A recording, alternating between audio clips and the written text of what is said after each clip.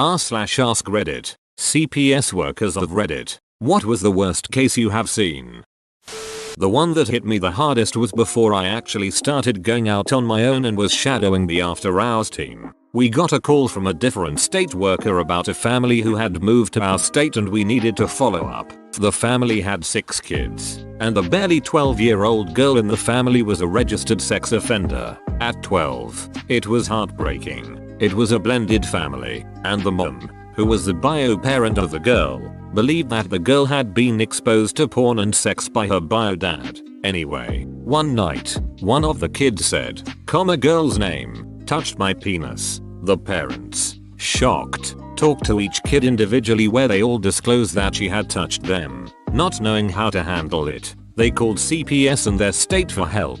CPS came out, called the cops, and for reasons that weren't clear to me, the child was placed on the registry by a judge. In my experience, usually they try inpatient and other therapies before going that route, but apparently that state and judge did things differently. So, when the family moved to our state, we had to go out to make sure the family was following adequate guidelines. For example, the girl was not allowed to be alone with her siblings. She couldn't swim in the pool at the same time as her siblings. She couldn't go to school or the park or birthday parties, because she was a sex offender. Her siblings couldn't have friends over. She was such a sweet kid. It really was such a sad situation. She told us she wanted to be a fashion designer and her favorite thing to do was play Xbox with her siblings. All the kids were in therapy, and they appeared to harbor no ill will toward her. I think about this case a lot and I always wonder what happened to their family.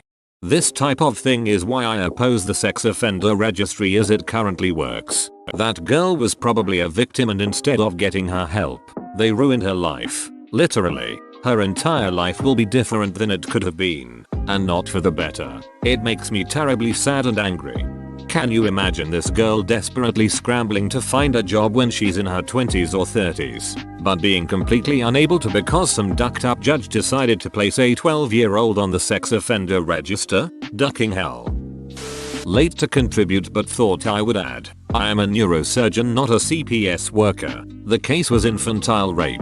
The true disgust, however, is when you consider the mechanics that result in the degree of injury. A child is flexible but weak. In the effort to rape her, both hips were grossly dislocated. A child's orifices are obviously too small for such penetration, so the vagina and anus were severely torn. The penis entered the rectum at least a few times, resulting in rectal tears and colonic perforation. The vagina and cervix were torn as well, and the uterus was severely damaged. The baby, to deal with crying, may have been hit against an object, resulting in multiple rib and spinal fractures, as well as a depressed skull fracture. I have been in neurosurgery for over 10 years now, and this was the only time I let out a tear and vomited violently. The infant did not survive. I did not have the heart to follow up on the perpetrator, for I feared my reaction if I were to learn he got away or if I did not agree with the punishment. As a father of a 1-month-old girl, it breaks my heart to read this. Honestly, I feel sick. I can't imagine what it would have been like to be in your shoes. I've never felt so sick in my entire life. I hope that mother ducker is dead.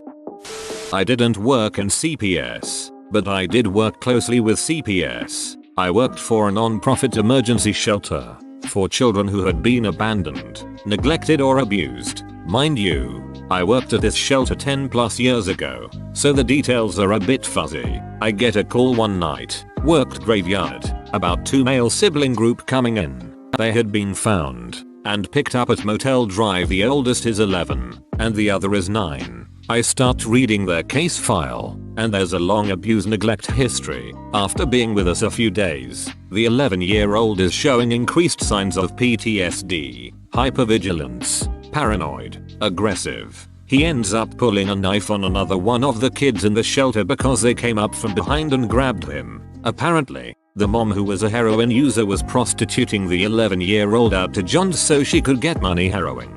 He would stay awake all night in the motel while she was out of it on heroin to make sure none of the Johns came back to hurt her or his younger brother. By the time the kid turned 12, he had been expelled from 3 different elementary schools and was banned from that particular school district. Eventually, mom lost custody and the last I heard is they were placed in foster care. former foster parent here. That reminds me of a girl I had who was pimped out by her mother at age 11 to mother's drug dealer. I asked her what her mother was doing when she was being raped and she said getting high in the kitchen. Not a CPS worker, but my mom was a foster parent and ran a daycare out of the home. So we've known the specifics and assisted on a number of cases. One foster case was a child that was placed with us for about a week. He was a tiny little baby and despite being in high school I work up to feed him. The mother was a teenage pregnancy who was abandoned by her parents for said pregnancy and simply didn't know how to care for a baby. CPS was really understanding and gave her classes, and then when she learned how often a baby actually needed to be fed, she got her child back. She reached out to us and thanked us for everything and we got regular updates. Child is 2 now. Very happy and loved. Another case where we called CPS. A mother brought her 4 kids to our daycare. Her oldest son and 3 daughters. Oldest son was 7 and did most of the care for his younger siblings, ranging from 2 to 5 in age. Mother was pregnant, again, when she was obviously below the poverty line. Baby was born.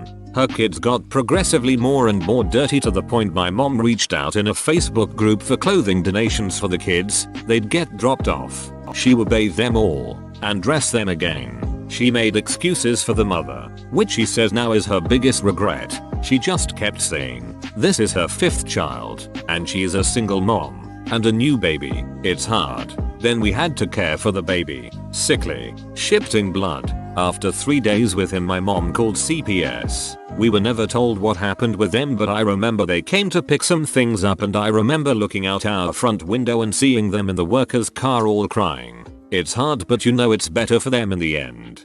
Your first story actually made me tear up a little bit. See, compared to all the atrocity in this thread, something actually ducking went well. Not CPS, but I worked in partnership with them. In all of these cases, CPS workers were on my side and their leadership was against them. They had far too many cases to be safe. I witnessed a physical assault on a child. It was incredibly violent, and the parent could have broken the child's neck while I was watching and moving towards them. I dialed 911 and stepped between them. I was later reprimanded for putting myself at risk. If the parent was willing to do that in front of me, what were they doing when no one could see? The state did not move them into foster care because they were too old and the oldest kid could watch out for the younger. I had an 11-year-old threaten suicide and refused to safety contract. We called crisis intervention. They did not come out because if she didn't safety contract, there wasn't a bed within 8 hours or so that could take her. And if they came out, they were responsible for her. I stayed with the client for, I think, about 14 hours. I had a buyer father return to the home after prison time for raping his daughter. They had the girls follow extensive safety procedures instead of tell the parents he couldn't return. There was likely a return to the sexual abuse. The state did not want to initiate a removal because she was old enough to learn to protect herself. I had a client with birth defects because he and his mother were the product of incest. The grandfather raped his much younger sister. The mom was the result. He raped her and my client was the result. He was following the pattern of sexually aggressive behavior and kept being returned from the facility where he was being treated, right back to the family where he was being abused. It was absurd. As a side topic, if you're struggling with drug addiction and think you're still a good parent, you aren't. That's your addiction fooling you. Get your kids into therapy and let them live elsewhere until you get yourself clean. What in the actual duck is the state doing? They're beyond ducked if any of this stuff goes public. This kind of stuff is happening all around you and probably in every state. I assure you. All around you. And not just in the poor families either. There is some shit that goes on in families that everyone just knows are good people that most people cannot even fathom. One of my uncles was a CPS worker for a good amount of time before he just couldn't do it anymore, and I can remember 2 cases that he brought up while at a get-together. Mom was sending her 6-8-year-old daughter over the border to Mexico on a bus, where she would be picked up by pedophiles who would keep her for a few hours before sending her back with payment. Dad was raping his 16-year-old son to the point that he had developed a defense mechanism that involved crapping on himself to keep his dad away. He ended up having to wear adult diapers after CPS took him because his defense mechanism became his go-to for whenever he felt scared. Not CPS, but we work with them on the regular. I had a kid who was younger than 2 readmitted for large burns. Guess it wasn't enough the first time. Thankfully, the crimes against children people stepped up this time and saw through the parents' bullshit and yanked all the kids out of the house. Turns out the child had wet themselves and so the parents sprayed them with boiling water. Kid was so used to pain they never made a peep the whole time we had them, not even for putting IVs in and cleaning their burn. Not CPS, but juvenile justice. My favorite is a kid who came into my office and told me, "I'm sorry sir, I can't talk to you. My mom told me to never talk to white people." His parents jumped him into the gang before he hit puberty. His first run-in with the law was when his mother abandoned him as a distraction when she was being chased for shoplifting. Kind of hilarious that he was so polite and frank with you. But Jesus Christ, that poor kid. I hope he's doing better now. He went to go live with other extended family. He got revoked once, but to my knowledge, he's doing good. He picked up a welding certification while locked up with us and he's got a career and a legal way to make money now. My case was slightly different from what many would think can be the worst. I had a report about an incorrigible child. Pretty normal stuff. Parents tried everything but they cannot control their child and are worried about the safety of the other children. This particular case was slightly different. The child and her 2 siblings were adopted by their grandparents. The grandparents stated that the one child, let's say her name was Ellen, was threatening to hurt her sibling and actually went as far to chase him around with a knife. Ellen was a 12-year-old at the time of this report. After further investigation and services with the family, I learned the full reason for the original adoption.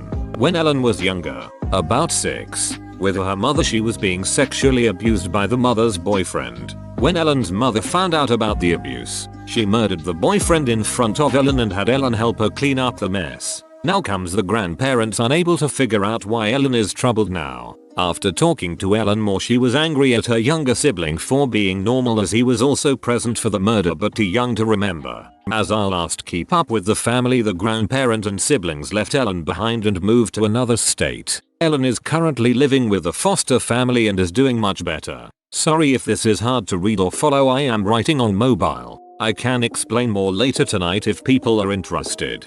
Ship. Do you know what happened to the mom that murdered the boyfriend? Like, I'm glad he's dead because of what he did, but that's ducked up for her to have further traumatized Ellen like that. Yeah, she is currently incarcerated for life. Ellen would switch from calling her mom or her actual name. Ellen would constantly write her letters throughout the time I worked with her.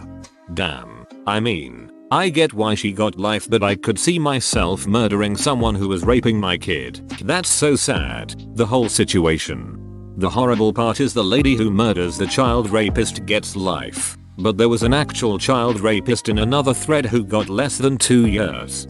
I understand the dilemma of the grandparents not wanting Ellen to hurt the other kids, but man, that's several blows to Ellen. First, mom's boyfriend molests her, then mom kills BF, and Ellen probably thinks it's my fault he died. Then mom goes away for life, and now even her own grandparents abandon her.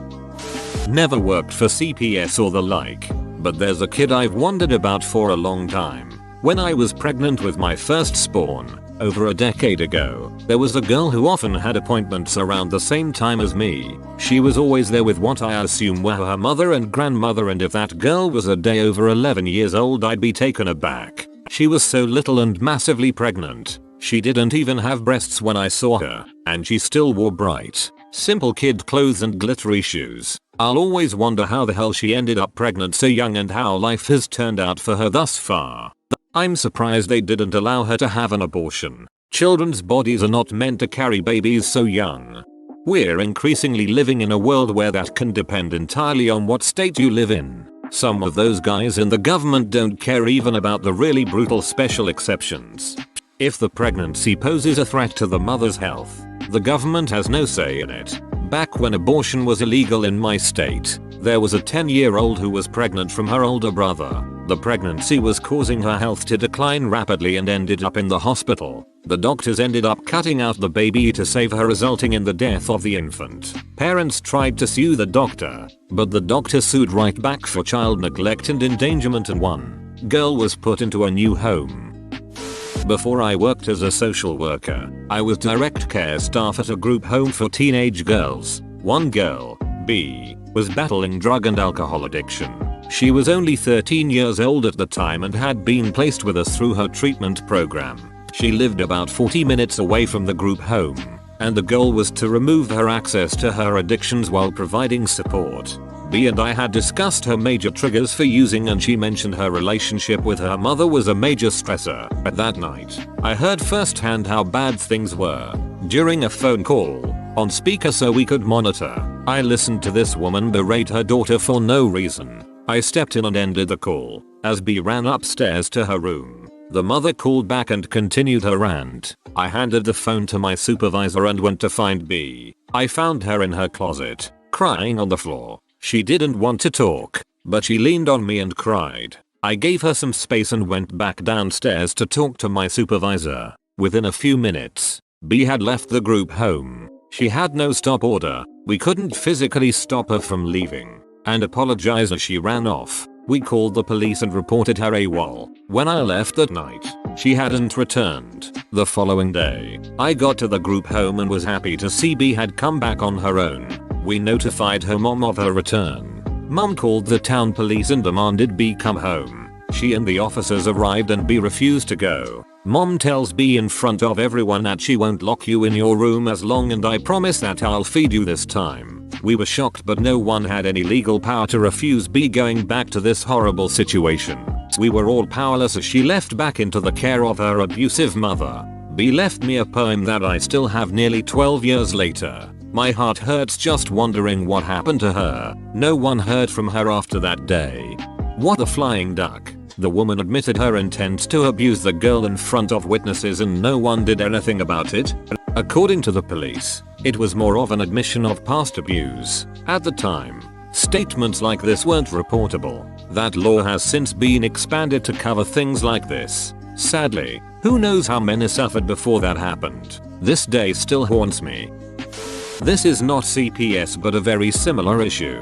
I did an internship with an organization that helped human trafficking victims. It was seriously horrific. I cannot understand how any human can treat another human in these horrific manners. I will share the worst case without too much detail. A 14-year-old girl from a South American country was rescued in part of a raid on a forced labor rescue operation. The laborer's situation was bad enough, but the girl was held in a trailer and was provided to the workers for sex. The room had a mattress, a nightstand with paper towels, and a teddy bear. When I heard the details, I threw up. I originally wanted a career in human rights. This case broke me. I realized I did not have the emotional capacity required. I felt a lot of guilt after my decision to change track. But I also know I am no good to victims when I was so emotionally disturbed and wrapped up. I still do advocacy from a distance as a private person. I try to help people understand the horrors, and I try to keep my input for possible trafficking situations. But I can't be directly involved like I was. Humanity is truly terrifying. Edit. Fix word. Firstly, not as harrowing as some of the other tales here. Secondly, not CPS. My girlfriend works in a school and is well read in child development and works closely with social services etc. for child welfare. She told me the story of one young boy whose father was abusive to him and mum. Mum was a junkie and suspected prostitute. Little boy is often picked up from school by grandma but lives with mum. Several things escalate and my girlfriend learns that the little boy was taken from his mum as she has resumed on-off relationship with abusive father and has been placed in foster care temporarily. In an attempt to put a positive spin on things and maintain a sense of normality, she asked the little boy what his new bedroom was like. It's warm. At my mum's eye was always cold. Whoa, you made it to the end? You're a ducking beast. Thanks for watching, mate. Make sure to smash that like button and subscribe for more high quality content.